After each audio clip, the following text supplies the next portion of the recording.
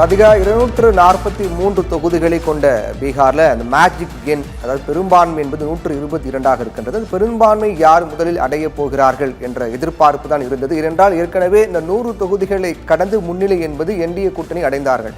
அதையும் தாண்டி 122 என்ற மேஜிக் எண்ணை யார் அடைய போகிறார்கள், ஏதேனும் தடாலடியாக ஒரு மிகப்பெரிய மாற்றம் ஏற்படுமா என்று எதிர்பார்க்கப்பட்டது. ஆனால் ஏற்கனவே சரியான ஒரு வேகத்தில் என்டிஏ கூட்டணி சென்று கொண்டிருப்பதை பார்க்கின்றோம். 122 இடங்களையும் கடந்து என்டிஏ கூட்டணி முன்னிலை வகித்துக் கொண்டிருப்பதையும் பார்க்கின்றோம். ஆனால் இது வெற்றி நிலவரம் கிடையாது, முன்னிலை மட்டும்தான். 127 இடங்களில் என்டிஏ கூட்டணி முன்னிலை வகிக்கிறார்கள். 100 இடங்களில் தான் தற்போது மகா கத்பந்தன் என்று சொல்லக்கூடிய காங்கிரஸ் உள்ளடக்கிய கூட்டணி என்பது 100 இடங்களில் முன்னிலை என்பது தற்போதுதான் அடைந்திருக்கிறார்கள். ஜன்சுராஜ் பார்ட்டி, பிரசாந்த் கிஷோருடைய கட்சி 5 இடங்களில் முன்னிலை வகித்துக் கொண்டிருக்கிறார்கள். இந்த நிலவரத்தை தற்போது நாம் பார்க்கும்போது கிட்டத்தட்ட என்டிஏ கூட்டணியுடைய அந்த அவருடைய ஆதிக்கம் தான் தற்போது மேலோங்கி இருப்பது இது நம்மால் பார்க்க முடிகின்றது.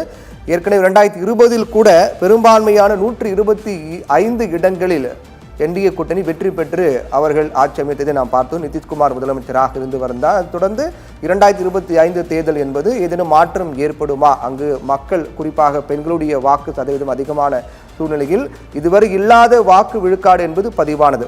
2000 நடைபெற்ற பீகார் சட்டமன்ற தேர்தலில் 60 விழுக்காட்டுக்கு மேல் வாக்கு பதிவானது. ஆனால் 65 விழுக்காடுக்குள்ளாக தான் சுருங்கியது. ஆனால் அதற்கு பிறகு 60 விழுக்காட்டுக்கு மேல் மட்டுமில்லாமல் 65 விழுக்காட்டுக்கு மேல் 67.8% என்ற அளவில் பதிவானது என்பது பீகார் அரசியல் வரலாற்றில் 2025 தேர்தல் தான் முதல் முறையாக பார்க்கப்பட்டது ஒன்று. இரண்டாவதாக எஸ்ஐஆர் என்று சொல்லப்படக்கூடிய ஸ்பெஷல் இன்டென்சிவ் ரிவிஷன் என்று சொல்லக்கூடிய சிறப்பு தீவிர திருத்தம் வாக்காளர் பட்டியலில் மேற்கொள்ளப்பட்ட பிறகு நடக்கக்கூடிய தேர்தல் என்பதால் பீகார் தேர்தலை ஒட்டுமொத்த நாடும் எதிர்பார்த்து காத்து கொண்டிருந்தார்கள். இதனுடைய முடிவுகள் என்பது எப்படியாக இருக்கும் என்ற எதிர்பார்ப்பு ஏற்பட்டது.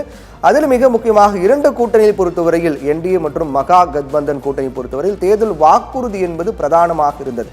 எப்படியாவது வெற்றி பெற்றுவிட வேண்டும் என்ற நோக்கம்தான் அவர்கள் வாக்குறுதியில் இருந்ததை நம்மால் பார்க்க முடிந்தது. என்றால் அந்த வாக்குறுதிகள் சாத்தியம் இல்லையா என்றெல்லாம் மறுபுறம் விவாத பொருளாக இருந்தாலும் கூட குடும்பத்தில் ஒருவருக்கு அரசு வேலை, அதே போன்று மகளிர் சுய உதவிக்குழு பெண்களுக்கு அரசு ஊதியத்துக்கு இணையாக மாதம் 30,000 ரூபாய் வழங்கப்படும், அவருடைய கடன்கள் தள்ளுபடி செய்யப்படும் உள்ளிட்ட பல கவர்ச்சிகரமான அறிவிப்புகளை பெண்களுக்கு முக்கியத்துவம் கொடுத்து மகா கத்பந்தன் கூட்டணி அறிவித்தார்கள் ஒருபுறம்.